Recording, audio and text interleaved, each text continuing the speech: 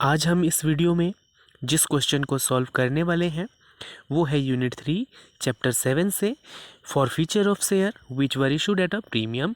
इसका हिंदी में मतलब होता है कि ऐसे अंशों का हरण कर लिया गया जिनका निर्गमन प्रीमियम पर हुआ था।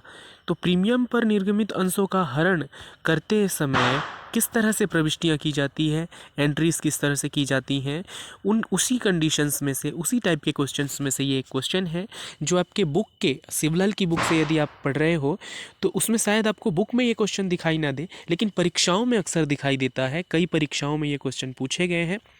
तो आइए इसके सॉल्यूशन को हम समझते हैं। और अगर आप अकाउंट में इंटरेस्ट रखते हैं या आप चाहते हैं कि अकाउंट में आपके अच्छे मार्क्स हों, आपके परसेंटेज अच्छे हों, तो इस वीडियो को ज़रूर लास्ट तक देखिएगा, क्योंकि ये क्वेश्चन समझना बहुत ज़रूरी है। इसी तरह के क्वेश्चन आपसे बोर्ड एग्जाम्स में किए जाते हैं। तो आइए हम वीडियो को शुरू करते हैं। Sanjay had 30 shares of ₹100 each. मतलब हमें कहा गया है कि संजय के पास 30 अंश हैं, ओके। एंड 100 रुपीज़ ईच मतलब 100 रुपये एक अंश की वैल्यू है, एक शेयर की वैल्यू है। और इसके अलावा हमसे ये कह रहा है कि 10% इस पर प्रीमियम है, मतलब issued at a premium of 10%। तो 100 रुपये का 10% 10 रुपये हो जाता है। 10 रुपये प्रीमियम का वैल्यू है, ये हमें ध्यान रखना है। He paid ₹20 per share on application and ₹30 including premium on allotment, but was unable to pay ₹20 per share of the first call. The company forfeited his share, so the journal entries. तो देखिए, दो तरह की conditions के बारे में मैं बात करूंगा।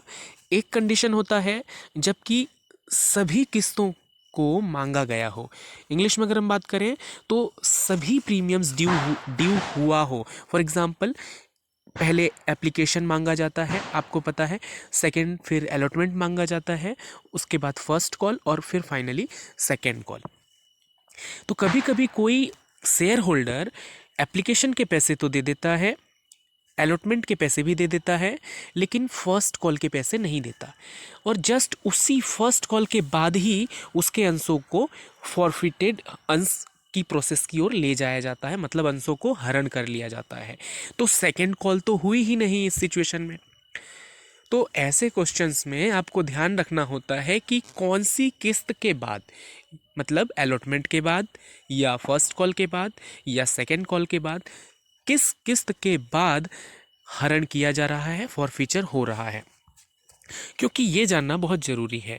हम वहीं तक के वैल्यू को ऐड करते हैं, वहीं तक के वैल्यू को लेते हैं जहाँ तक के पैसे ड्यू हुए हों, जहाँ तक की प्रीमियम ड्यू हुई हो। तो यहाँ इस क्वेश्चन की अगर हम बात करें तो आप देखिएगा, बारीकी से इस बात को ध्यान दीजिएगा। इंग्लिश में अगर मैं आपको दिखाऊं कि अनेबल टू पे ₹20 पर share on the first call of the first call, first call तक ही यहाँ पर प्रीमियम ड्यू हुआ है और उसके बाद अंशों का फॉरफीचर हो गया, अंशों को हरण कर लिया गया। मतलब सेकंड कॉल तक तो हम पहुँचे ही नहीं हैं और अंशों का हरण हो गया है।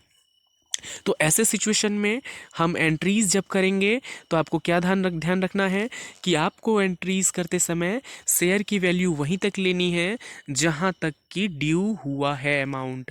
उसके आगे के अमाउंट को आपको शेयर की वैल्यू में ऐड नहीं करना, मतलब अंशों के मूल्य में शामिल नहीं होगा। अंशों के मूल्य में हम उतने ही रुपए जोड़ेंगे, उतने ही रुपए शामिल करेंगे जितने की देय हो चुके हैं, मतलब मांग लिए गए हैं। जो किस्त ड्यू नहीं हुआ उसके पैसे हम नहीं मांगेंगे। तो इसको हम ध्यान रखते हुए करेंगे। लेकिन एक सिचुएशन जो पिछले वीडियो में भी सीख चुके हैं वो भी यहाँ लागू हो रहा है। वो क्या कि आपको ध्यान रखना होगा कि क्या इस क्वेश्चन में हमें प्रीमियम का पैसा रिसीव हो गया है, वो एक कंडीशन होता है, और दूसरा कंडीशन होता है कि प्रीमियम का पैसा रिसीव ना हुआ हो। तो यहाँ प्रीमियम किसके साथ ड्यू है, देखिए आवंटन के साथ ड्यू है, प्रीमियम सहित। अगर यहाँ देखेंगे तो इंक्लूडिंग प्रीमियम लिखा हुआ है अलॉटमेंट के साथ। इसका मतलब कि अगर अलॉटमेंट रिसीव हो गया है तो प्रीमियम भी रिसीव हो गया है। तो ये कंडीशन कौन सा बनता है कि प्रीमियम रिसीव्ड, मतलब प्रीमियम प्राप्त हो चुका हो। तो पिछले वीडियो में मैंने आपको बताया था कि जब प्रीमियम रिसीव हो गया हो तो हम भूल जाते हैं कि प्रीमियम है भी।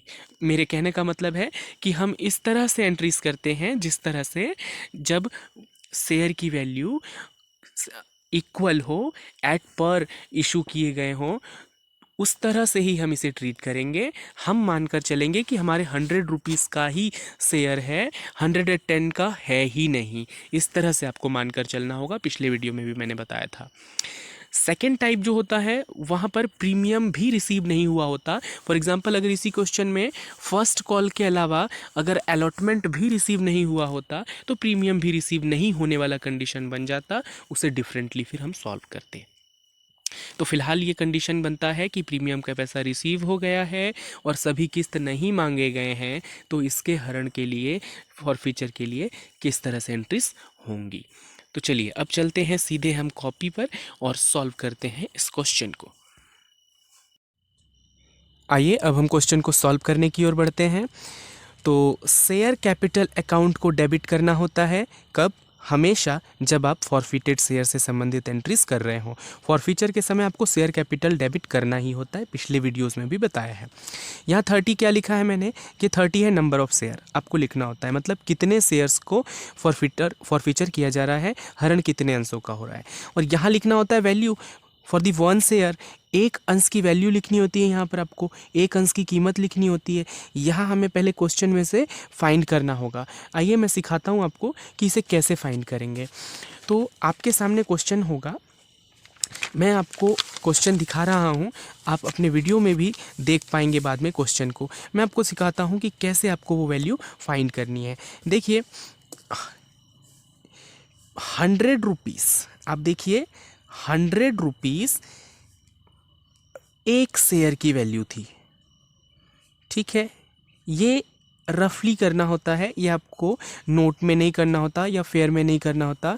एक शेयर की वैल्यू 100 रुपीज़ है।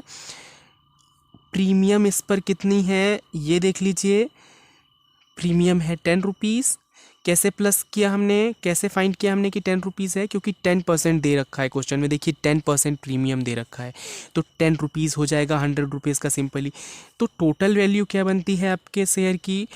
110, मतलब 110 रुपये एक अंश की कीमत बनती है। मतलब सभी किस्त, एप्लीकेशन, अलॉटमेंट, फिर थर्ड मतलब कि फर्स्ट कॉल, सेकंड कॉल, ये चारों किस्त, ये चारों किस्तों को मिलाकर, चारों प्रीमियम्स को मिलाकर प्लस करके 110 रुपये वसूले जाने हैं, ड्यू होना है।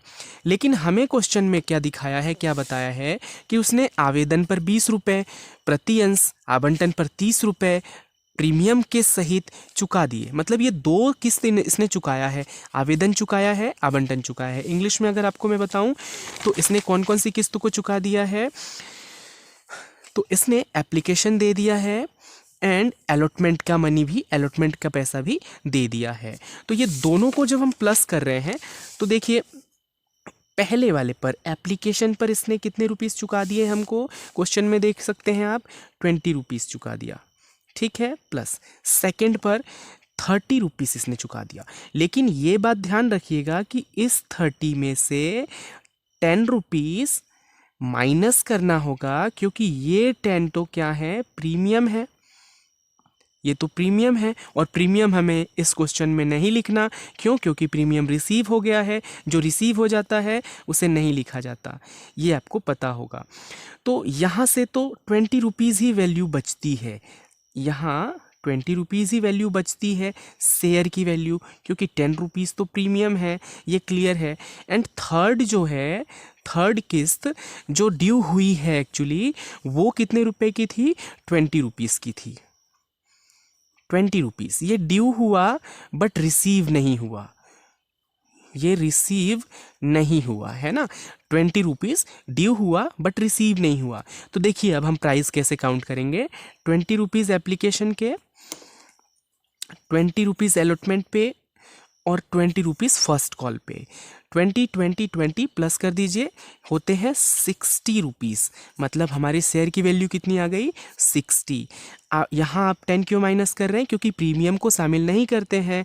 कब? जबकि प्रीमियम रिसीव हो गया हो, तो हरण करते समय प्रीमियम को शामिल नहीं करते। तो यहाँ से हमने 30 माइनस 10 कर दिया, तो 20 बचा। एप्लीकेशन पर 20 मांगा था आपने, अलॉटमेंट पर 20 मांगा था आपने, और फर्स्ट कॉल पर 20 मांगा आपने। ये दोनों तो उसने दे दिया था, लेकिन ये वाले 20 रुपये संजय ने नहीं दिए। तो क्या किया आपने? फिर इन अंशों का हरण कर लिया। तो जितने रुपए मांगे जाते हैं, जितने रुपए ड्यू हो जाते हैं, उतने ही रुपयों को शेयर की वैल्यू में शामिल किया जाता है हरण करते टाइम फॉरफीचर के टाइम। ये बात याद रखिएगा। यहाँ हम टोटल 100 नहीं ले सकते, आपको यहाँ उतनी ही वैल्यू लेनी होगी जितनी अब तक मांगी गई है। ये बात ज़रूर ध्यान रखिएगा, बच्चे यही गलती करते हैं। तो उम्मीद है आप ये कैलकुलेशन समझ गए होंगे। इसे आप एक वीडियो को रिवाइज करके देखिएगा और समझने की कोशिश कीजिएगा कि इसे कैसे काउंट किया। एक लाइन, एक नोट याद रखिएगा कि फॉरफीचर के टाइम पर शेयर की वैल्यू उतनी ही लिखी जाती है जितनी अब तक मांगी गई है, मतलब जितनी वैल्यू अब तक ड्यू हुई है अलग अलग किस्तों में। जिस किस्त के बाद हरण हुआ है वहीं तक के वैल्यू को जोड़ा जाता है। तो सेकंड कॉल नहीं हुआ, इसलिए हमने इसमें सेकंड कॉल नहीं जोड़ा। दूसरी बात जो ध्यान रखनी है कि प्रीमियम माइनस कर देना है। इस 30 में 10 रुपये प्रीमियम था तो माइनस कर दिया, नहीं तो आपकी सही वैल्यू नहीं आएगी, आप फिर 70 रुपये लिखोगे जो गलत हो जाएगा। तो 60 रुपीज़ वैल्यू आ गई। तो यहाँ हम 60 रुपीज़ लिखने वाले हैं। इनटू कर दीजिए 6 और 3 का, तो हो जाता है 18, और 2 ज़ीरो आपके सामने है, तो 1800 आ गए, और यहाँ कोई वैल्यू नहीं। अब क्रेडिट क्या करते हैं? तो आपको पता है फर्स्ट जो क्रेडिट होता है वो होता है कि share forfeiture account, share forfeiture account. इसमें कौन सी वैल्यू लिखी जाती है? क्या लिखा जाता है शेयर फॉरफीचर अकाउंट में? मैं आपको याद दिला दूं, इसमें लिखा जाता है जो अमाउंट अब तक रिसीव हो गया है, मतलब जितनी राशि अंशों पर अब तक प्राप्त हो गई है उसे इसमें लिखा जाता है। उसी का तो हरण करेंगे, उसी राशि को तो हम जब्त करेंगे जो मिल गया है। जो मिला ही नहीं है उसे हम जब्त कैसे कर सकते हैं? तो इससे हमें याद आ जाएगा। तो वैल्यू क्या लिख लोगे आप? 30 नंबर ऑफ शेयर, एंड कितने रिसीव हुआ मैं आपको यहीं दिखाता हूं जो नोट हमने तैयार किया था। तो आप देखिए यहाँ पर 20 रुपीज़ एप्लीकेशन के रिसीव हुए, ये मैं आपको मार्क कर दे रहा हूँ। 20 रुपीज़ रिसीव हुए, जो रेड बॉक्स में है वो रिसीव हुआ है, ओके। एंड ये 20 रुपीज़ भी रिसीव हुए। आप इस 30 को मत जोड़ लीजिएगा, क्योंकि इस 30 में प्रीमियम भी है और हमें प्रीमियम छोड़ देना होता है, ये बात भूलिएगा नहीं। क्यों छोड़ देना है? क्योंकि रिसीव हो गया है। नहीं रिसीव हुआ होता तो हम नहीं छोड़ते, ओके। तो 20 रुपीज़ अलॉटमेंट पर रिसीव हुआ, 20 रुपीज़ एप्लीकेशन पर रिसीव हुआ, तो टोटल 40 रुपीज़ रिसीव हो रहे हैं आपके। तो 40 रुपीज़ से यहाँ पर आप इंटू करोगे, और इसे जब 4 और 3 को इंटू कर लीजिए तो क्रेडिट में ये अमाउंट आ जाएगा, यहाँ आएगा 1200, ओके। 1200। सेकेंड और एक कौन सी अकाउंट को क्रेडिट करना होगा? जो ड्यू हुआ बट रिसीव नहीं हुआ, उसे अब अलग से लिखा जाता है। तो ऐसा तो एक ही था, शेयर फर्स्ट कॉल अकाउंट, मतलब जो ड्यू हुआ हो बट रिसीव ना हुआ हो उसे फिर क्रेडिट किया जाता है। सबसे पहले क्रेडिट किया जाता है शेयर फॉरफीचर अकाउंट, इसमें कौन सी वैल्यू लिखी जाती है? जो अब तक रिसीव हो गई है। और सेकंड जो क्रेडिट किया जाता है वो होता है जो भी किस्त, जो भी प्रीमियम ड्यू हुई हो बट रिसीव ना हुआ हो, जिसके कारण हरण करना पड़ा, वो फिर लिखा जाता है। वैल्यू क्या होगी? 30 शेयर्स हो जाएंगे, और वैल्यू क्या हो जाएगी? तो आप यहाँ देख लीजिए, 20 रुपीज़ से ड्यू किया गया था, ओके। तो ये ड्यू है बट रिसीव नहीं है, ये मैंने नीचे भी लिखा हुआ है, तो ये 20 रुपीज़ यहाँ आ जाएगा, ओके। इसको भी आप इंटू कर लीजिए, तो 3 2 जा 6 हो जाएगा, और ये अमाउंट भी आप लिख लीजिए क्रेडिट में। तो देखिए, अब किसी किसी के दिमाग में ये बात आ सकता है कि फिर सेकंड कॉल की वैल्यू हम यहाँ लिखें, उसे भी क्रेडिट करें, और नहीं कर रहे हैं तो क्यों नहीं कर रहे हैं? तो मैं आपको फिर से कारण बता दूं कि हम यहाँ सेकंड कॉल को क्रेडिट नहीं करेंगे, क्योंकि वो ड्यू ही नहीं हुआ। यहीं ब्रेक लग गई गाड़ी को, और इसके बाद ही अंशों का हरण कर लिया गया। नेक्स्ट स्टेशन पर हम पहुँचे ही नहीं, तो उस स्टेशन को यहाँ लिखने की ज़रूरत है ही नहीं। ये लिखा हुआ था क्वेश्चन में कि फर्स्ट कॉल ड्यू हुआ, उसने पे नहीं किया, और वहीं अंशों का हरण कर लिया गया। तो सेकंड कॉल ड्यू ही नहीं हुआ तो उसे लिखने की ज़रूरत नहीं, एंट्री कंप्लीट हो चुकी है। इससे आप नरेशन लिख देंगे, सिंपली नरेशन लिखिए, ज़्यादा इसे उलझाने की ज़रूरत नहीं है। बीइंग 30 शेयर्स हैं तो 30 शेयर्स लिखिए। क्या हुआ है तो फॉरफिटेड हुआ है, मतलब हरण हुआ है। Being 30 share forfeited, entry completed. आप क्या करें, इस एंट्री को क्लोज कर देंगे और टोटल कर लेंगे। जब आप टोटल करोगे तो ये बात ध्यान रखें कि दोनों ही साइड की टोटल इक्वल होनी चाहिए। तो यहाँ 1800, यहाँ 1800 आप जोड़ोगे तो इतना ही आएगा। टोटल के नीचे डबल लाइनिंग और फिर आप ये अकाउंट क्लोज कर देते हैं। एंट्री को भी आपको क्लोज करना होगा, देख लीजिए थोड़ा। इस एंट्री को हम लोग क्लोज कर देंगे और यहाँ लिख देंगे टोटल। फाइनली ये सॉल्व हो गया। ये आपके स्क्रीन पर है, आप इसका स्क्रीनशॉट ले लीजिए और आराम से इसे समझने की कोशिश कीजिए। फिर भी यदि कहीं आपको दिक्कत हो तो प्लीज़ मुझे कमेंट बॉक्स में बताइए या टेलीग्राम ग्रुप से जुड़िए और वहाँ बताइए। मैं उसे फिर से क्लियर करने की कोशिश करूँगा, उस पॉइंट को क्लियर करने की कोशिश करूँगा जो आपको नहीं समझ में आया हो। तो इस वीडियो को ज़रूर पूरा देखिए और अपने साथियों के साथ, जो भी आपके स्टूडेंट्स ग्रुप्स हैं उनमें शेयर करिए ताकि और लोगों तक ये चैनल पहुंच सके और हमें और एनर्जी मिल सके आप लोगों के लिए ऐसे ही अच्छे अच्छे क्वेश्चन के सॉल्यूशन लाने के लिए।